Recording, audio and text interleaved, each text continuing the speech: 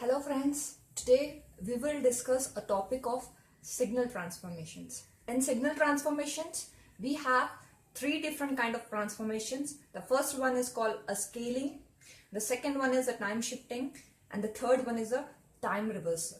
Now first, before getting started these topics, we have to understand why we are supposed to study the signals, like why we are supposed to study the scaling signal, what is its importance in real time, what's the importance of shifting in real time, what's the importance of time reversal in a real time. So we will discuss that by taking some examples, few examples to understand the concepts of scaling, time shifting as well as time reversal. So first let's start with this example. Let's start understanding the time shifting property. What's the importance of time shifting in real time? Okay, now let us assume that I have a transmitting antenna. I'm just taking an example, like we have a transmitting antenna transmitting a signal, and we have something called as receiving antenna. This is a transmitting antenna transmitting a signal, and we have something called as a receiving antenna to receive a signal. And this transmitter and receiver are separated by a distance, let's say, of like the distance between both of them is like 5 to 10 kilometers. Okay, let's assume that I have a transmitting antenna, receiving antenna separated by a distance of 10 kilometers, right? The main job of this entire communication system, this is the entire communication system. The main job of this entire communication system is to make sure that receiver receives the signal that has been transmitted by the transmitter. I repeat once again, I have a transmitting antenna, I have a receiving antenna, transmitter transmit a signal, receiver receive the signal that has been transmitted by transmitting antenna. And this transmitter and receiver are separated by a distance of 5 to 10 kilometers of distance. The main job of this entire communication system is to make sure that receiver receives the signal that has been transmitted by a transmitter. Now let's assume that a signal x of t is transmitted from the transmitting antenna. This signal x of t has to travel a distance of 5 to 10 kilometers to reach the receiving antenna, right? So this signal x of t has to transmit the signal x of t which has been transmitted. It has to travel a distance of 5 to 10 kilometers to reach the receiving antenna. So there will be a delay by the time it reaches to the receiver, right? So that signal I'm representing it as x of t minus t. Receiver will receive a signal x of t. It's not x of t because the delay here, because of 5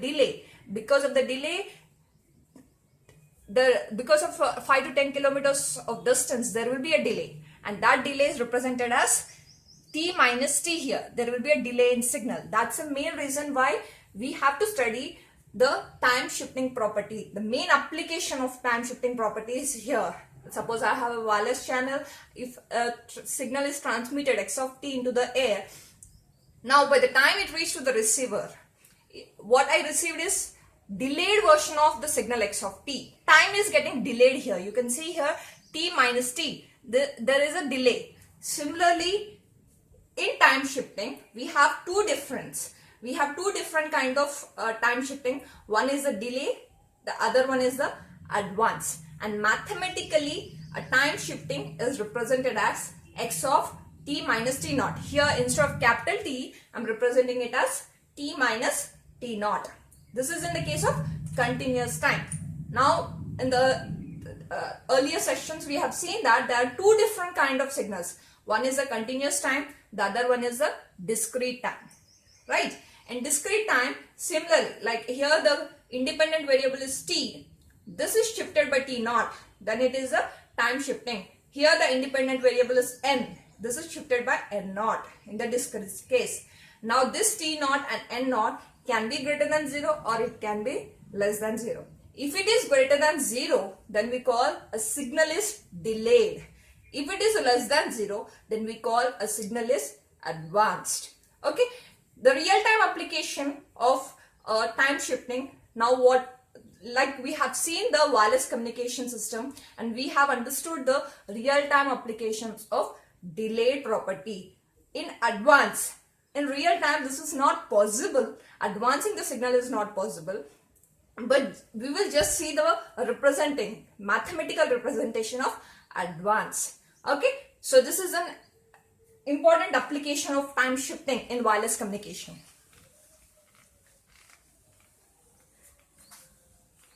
Now let's see a scaling property. In mathematics, scaling is nothing but simply multiplying by constant. Now suppose we have a signal, say x of t, and the independent variable here is t, dependent variable here is x. If this independent variable is multiplied by a constant or scaled by some constant,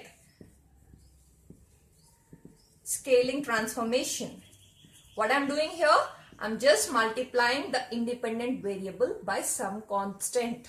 Say it as a. That constant I'm representing it as a. This is the case for continuous time. If I have a discrete time signal, then here the independent variable here is n. And the scaling transformation here it is x of mn. The n, which is the independent variable, is multiplied by some constant, say m. Okay. Now what's the importance, like why we have to study the scaling signal is what we need, right? So first thing is why we are supposed to study the scaling. Now let's say that a is greater than 1. Let's assume that a is greater than 1. So now I have a signal x of t. When a is greater than 1, I'm assuming it as a equal to 2. 2 is greater than 1. So the scaling is nothing but x of 2t. In the next section we will see this is x of 2t is nothing but compression. X of 2t is nothing but compression in t domain or time domain. X of 2t is nothing but compression in the time domain. Now, why we are studying this signal? If x of t, let's assume that what do we transmit from the transmitting antenna? We are transmitting either a speech signal or an audio signal or an FM signal, right? When I'm transmitting a speech signal, let's assume that x of t is a speech signal. X of 2t is also a speech signal, but which is running at twice the speed of x of t. So this property of compression, why we are supposed to study is in order to have like speed up. If I want to have speed up application, all I need to do is I need to do a scaling on the independent variable t by some constant which is greater than 1. Then this is nothing but a speed up application. When I have x of t, now let's assume that a is less than 1. Let's assume a is less than 1. In that case, I'm assuming a equal to 1 by 2. I have a scaling here.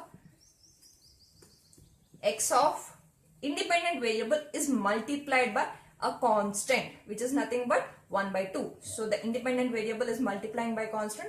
What I get is x of t minus 2, right? So this is nothing but expansion. Later we will see this.